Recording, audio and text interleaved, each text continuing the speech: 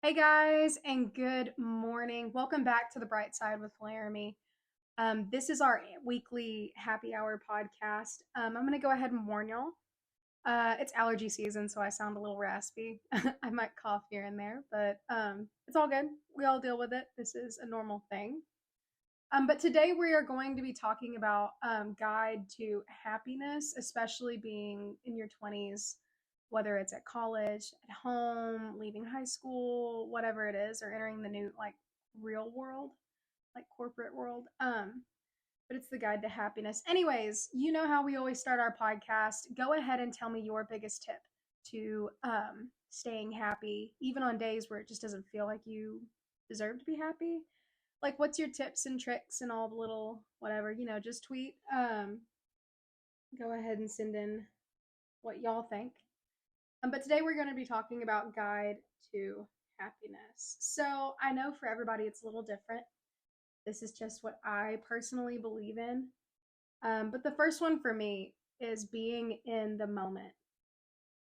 So life is a roller coaster, and I really believe that you enjoy all the moments and just feel everything, all the highs, all the lows. I think that we kind of get caught up in our day-to-day lives and kind of forget to appreciate the things around us, and we just get to going, and we're a society that's cuffed to convenience and timing and being rushed, and there's timelines for everything. Everybody has to be at this place at a certain time. So naturally we get into that habit, and we oftentimes kind of forget to slow down, take a deep breath, and appreciate all that life has to offer. And here recently I started pushing on my own personal social media. Just at least once a week, I put out into the world things I love this week. And for me, that is kind of my public announcement, practicing gratitude and appreciating, at least one good thing that happened that day.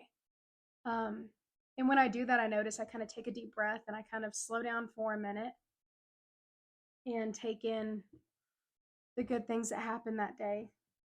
You know what I mean? So just be in the moment. For me, that really, really makes a big difference um, in my day.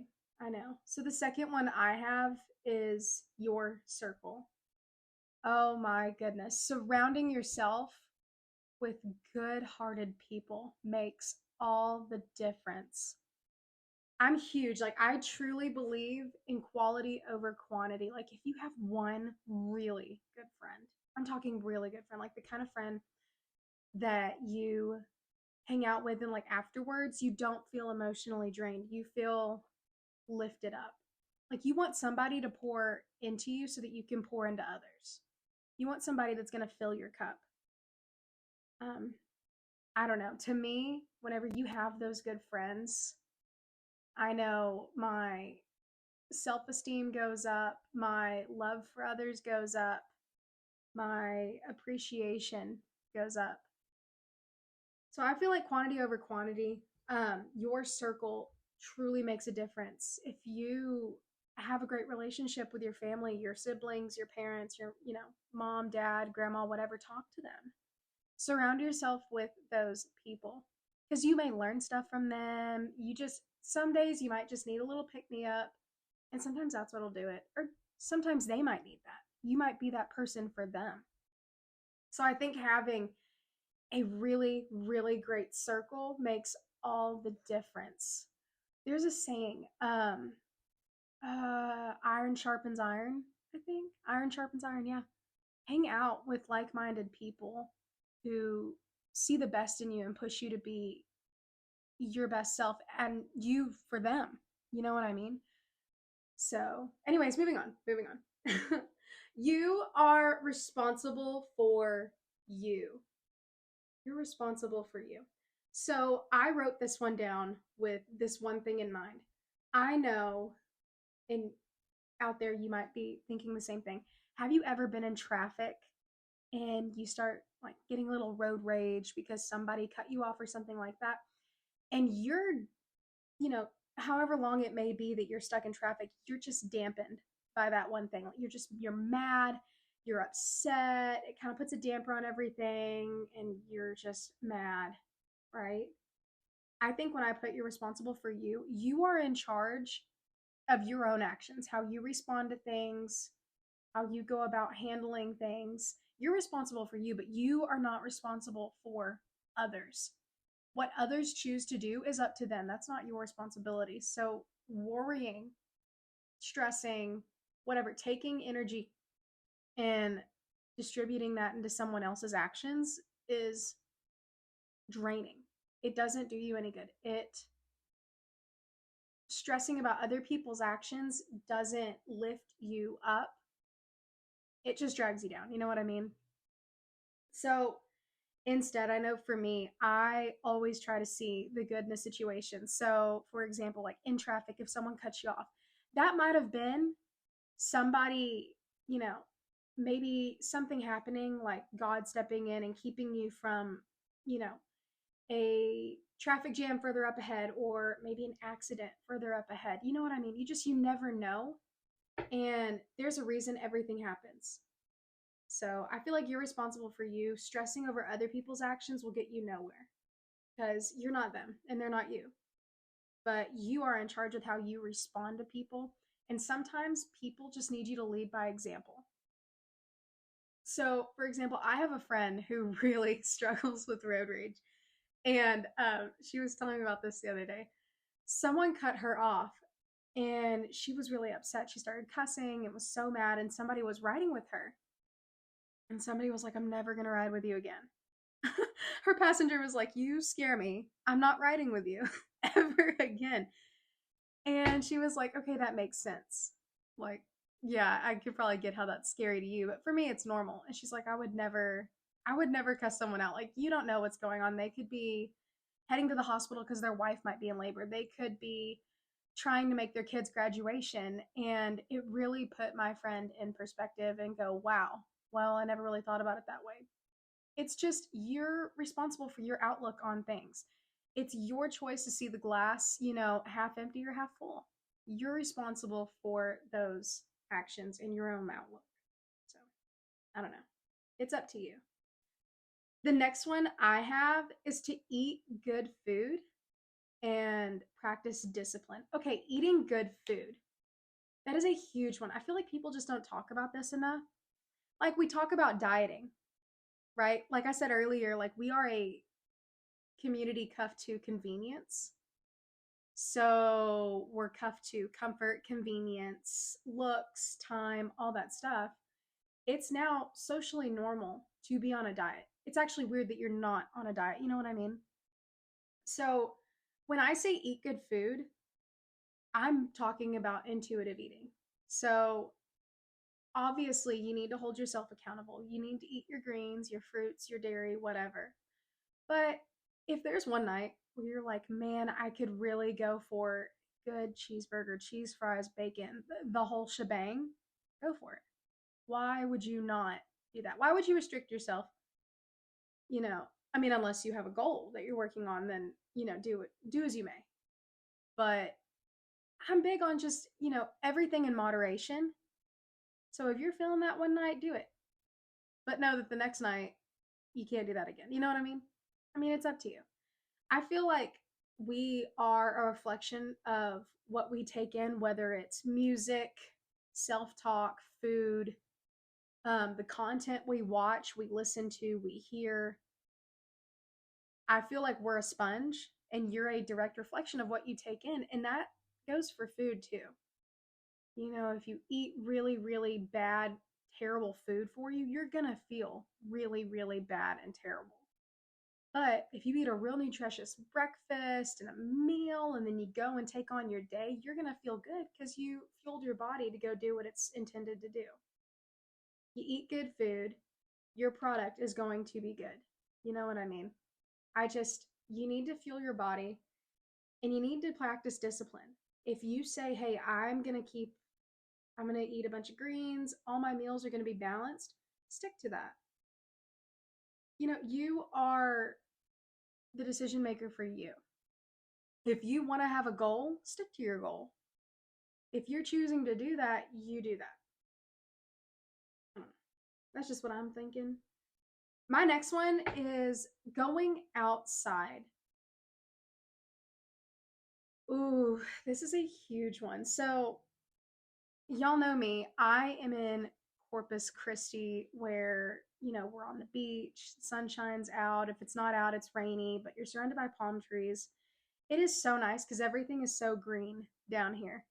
I really, really enjoy that. I'm from North Texas, where in the winter everything gets kind of stagnant, it's kind of gloomy, and it's so nice for it to be December, January, February, and everything is still green. Oh, it is so nice. I love it.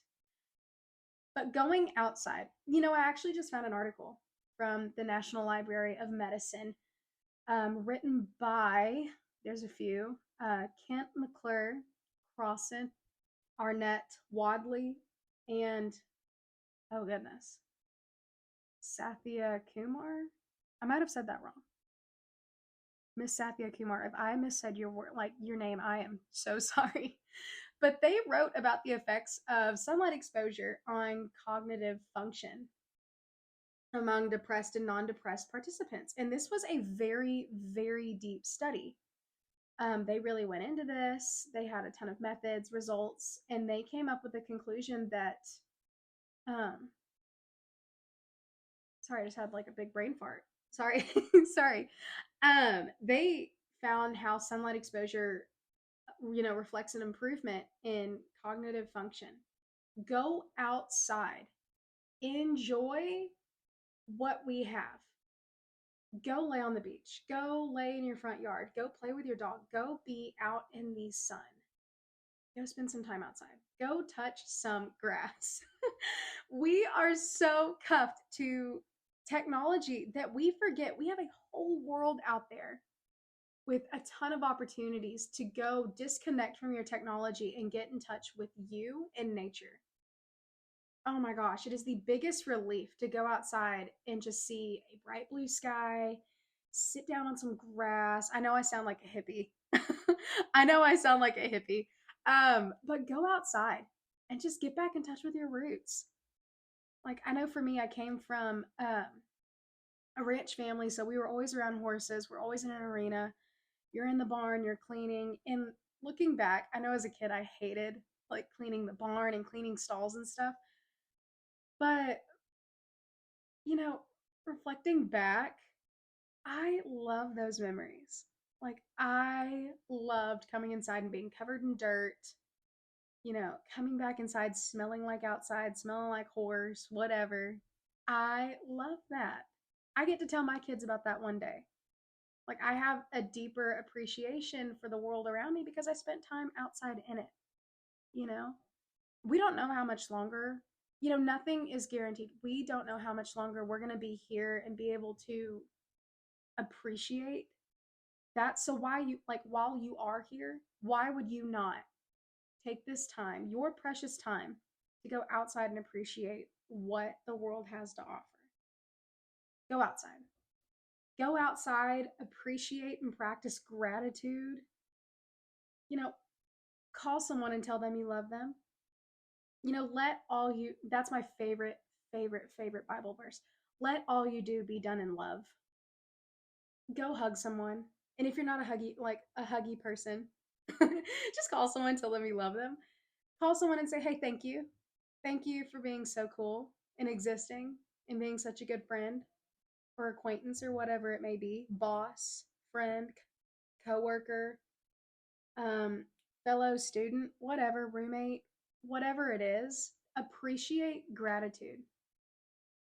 There's got to be a study somewhere talking about how doing that makes you feel better. Because, I mean, really, when have you ever paid someone a compliment or said something nice to someone and turn around and go, oh, I don't feel good now? Said no one ever. Whenever I do something like that and genuinely mean it. Now, there's a difference. If you're faking it, like, boo, boo you, but boo you. No, just kidding. I don't know. When I genuinely say something to someone like, hey, thank you, like, I know that makes me feel good. It makes me feel good knowing that I made them feel good, you know? Just pour into yourself so you can pour into others. So I know something that I've always said, and I've said it on the podcast a few times, was, you know, I feel like we were put on this earth to not be served, but to serve. Just go hug someone, go appreciate life and the opportunities you have. Go appreciate today, go live today. So, anyways, guys, that's our happy hour podcast. Thank y'all for joining in. You know, I love y'all and I love talking to y'all, and I could just sit and talk all day. I really could. But I'm going to go enjoy life. I'm going to go outside, enjoy the sunlight. Honestly, I need to drink some water. I'm going to go eat a good meal later. So, anyways, okay, go ahead and send in what your tips and tricks are to being happy. Maybe you have some that are different, or maybe you have some thoughts about mine. Send it in. Go ahead and send it in, and I will see y'all next week. Thank you, guys.